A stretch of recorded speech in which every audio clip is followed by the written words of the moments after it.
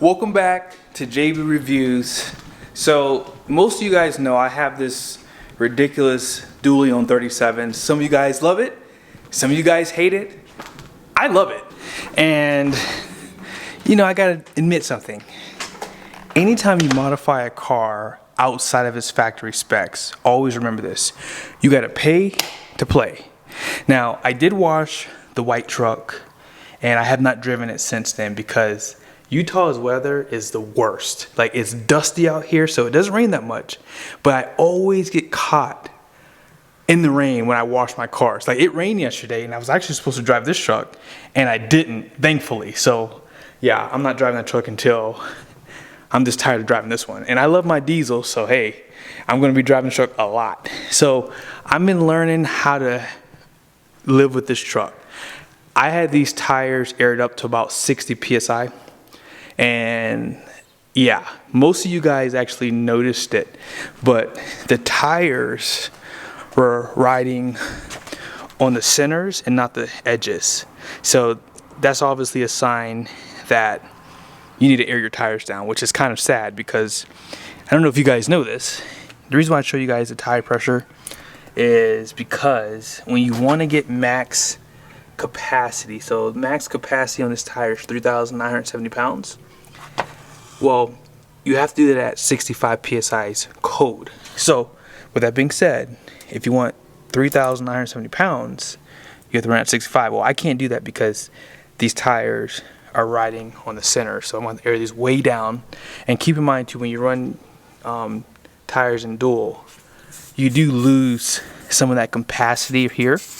It's normally like 500 or 600 pounds. So yeah, with that being said, if I run at a lower PSI, well, it's gonna affect the overall capacity of the tire. So yeah, and here's the other issue. I learned how to air these tires up and air them down yesterday. So I have to show you a few of my tools that I have here, and I'll show you what you have to do. Here we go. You're gonna need this tool for the inner wheel and tire. Now, I learned this not long ago, but you can kind of see on the inner wheel the valve stem there, and there's like a little white ball on there. Maybe you can see it better there. You can probably see it right there. So this tool is a part of my Viair system. So all I have to do is just run this in there, and I can basically air up and air down the tires with this. Now, I can't use this for the outer wheel because it's at a bad angle. So if I go in like this, it won't work. So I have to basically use this, go behind the tire, run it through here to basically air up this outer wheel, or air down this outer I said wheel, but the outer tire basically. And yeah, that's kind of a cluster to do, but that's pretty much what I have at the house. And what I'll do is I'll put this in the description below if you want to buy this Viair. I bought this 5 years ago. This is the 400p RV, and they give you a lot of cool accessories with this one for like dual tire setup. So if you have a Class A, it actually came with this first tool that I showed you here. But yeah, let's go ahead and get into the video. You now kind of have an idea of how to air up and air down the tires. The front ones are super easy because the valve stem, it just pretty much sits right there. So yeah, it's just like a regular car. Now, I'm not a huge fan of tires sticking out of the wheel wells. I like it to be flush, but the first issue you're gonna have with running these big tires on a dually is that, because I have a 2-inch spacer between the tires, and then I have a 3/8 of an inch spacer all the way in to pull that outer wheel and tire away from the springs, or I should say leaf springs. Now, you don't have to do that, but if you plan on towing a trailer, your tires are gonna squish, which means they could come into contact with those leaves going down the road. So tires are gonna flex and they're gonna squish. So you have to make sure you account for that. So with that being said, I'm not a huge fan of this, but you know, I've seen them even further out than this, so this isn't terrible. But like I said, I would have liked for these to kind of be a little bit further in. You can go with a smaller spacer between the tires. The only problem is you're gonna have to cut the studs, and I didn't want to do that. So yeah, that's the first issue you're gonna have, and maybe even a problem for some people if you are looking to do something like this. And the first obviously was gonna be, I guess the first problem was, you know, the tire selection. You don't really have a lot of tire selection for this on dualies. It's better to have like an F-rated tire, 12 ply, but they didn't have that available for 37s that I could find. Now the next problem I have, let me show you guys up front. Running these bigger tires is going to require some modifications up front.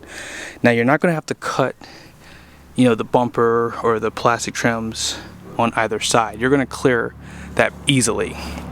You are going to, however, have to unbolt this, take out the bracket that's in this wheel well on both sides, and you're going to have to bend it in this way. And once you do that, you can just have a small cut on the liner here, and that's it. However, you're going to still have some rubbing, so there's a spot right there on the sway bar. I don't know what that is right there. I think something just might have got caught, but that's not the tire. But on this side, you could clearly see, you know, that frame is kind of getting hit with the tire. Now, once these tires wear down a little bit, it's probably not going to rub. Now, you can prevent that from happening. All you have to do is just add another spacer. I don't have any spacers up front, and I don't want any spacers up front because I'm already running like 4 back there. So I've decided I'm okay to live with that little bit of rubbing. So that's another issue I'm having with this setup here.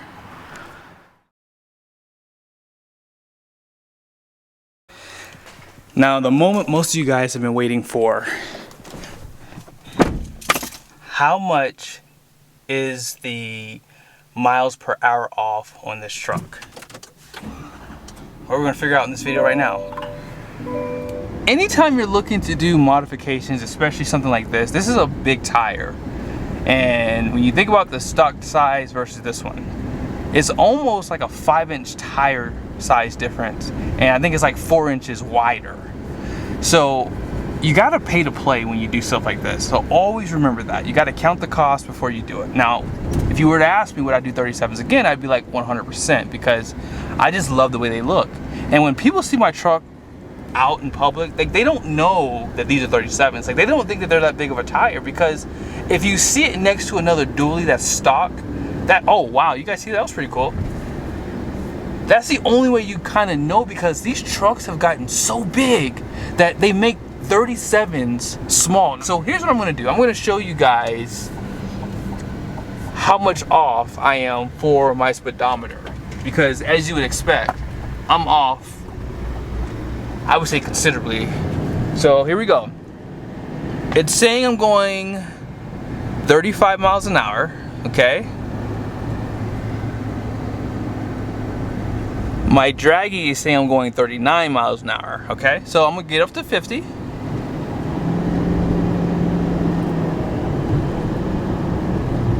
Because there's something I want you guys to see. At 50 miles an hour, it's saying I'm about 55, well, it's still saying 54, 55. Now if I get up to, let's get up to like 60. I feel like that's where, okay. So my draggy is saying I'm going 62, and my speedometer is 56. So do you see what I'm saying? So the faster you go, actually, the speed is a little different. Now I do have another navigation map, and it's saying pretty consistently that I'm off by about 7 miles per hour. When I go 80 miles an hour, it's off by about, yeah, 7 miles an hour. So here we go. I'm going 65. You see there? This is saying I'm going it was almost saying I was going 72. So about 7 miles an hour. So, you know, that's my point I was trying to make in this video is, when you think about this, you should be able to go to the dealership and they should be able to fix that pretty easily, because, you know, people do run a taller tire typically. This is nothing new. But the problem with this is a really big stretch. So you could put strain on your powertrain. And a question that a few people have had was, is your transmission heating up? And the answer to that question, no. The transmission has not heated up.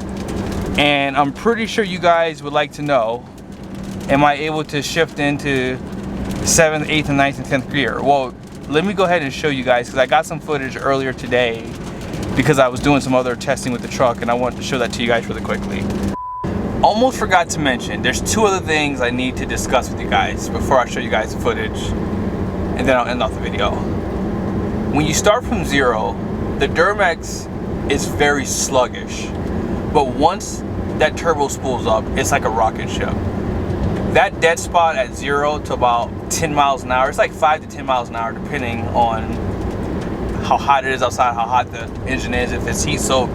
That has gotten worse with 37s. So once the truck goes and is in boost, you really can't tell. And another thing, when you're braking, it takes more time to brake. So you can feel the extra weight up front, and then of course the tires out back are heavier. So there's just more mass to stop now on this truck. So those are just some things to consider also. And those are just some issues and things I've noticed about adding these bigger tires. We're on the highway right now. I'm going probably 70 miles an hour. Yeah, because it's off by about 6 or 7 miles per hour basically. So here's what I'm gonna do. I'm gonna put it into the manual mode. So you guys see I'm in 7th gear. Okay, I'm gonna shift up to 8th. So it just shifted, I don't know if you guys saw it. 9th. And here's the kicker. Can I get into 10th gear?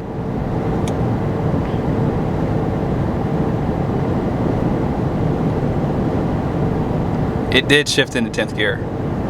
There it is. So that answers the question. Because I know a lot of people are asking me, hey, does your truck, you know, still shift into 9th and 10th gear? Yes, it does. So I don't really think the 37s have affected much of this truck. I'm gonna do a MPG run soon. You guys already saw my wife giving her impressions on how it rides. So once you guys see the MPG video, I'll do the 0 to 60 in that test, so you guys can see how much it affected the 0 to 60 when it was stock versus with these 37s. So hope you guys liked the video. See you guys soon.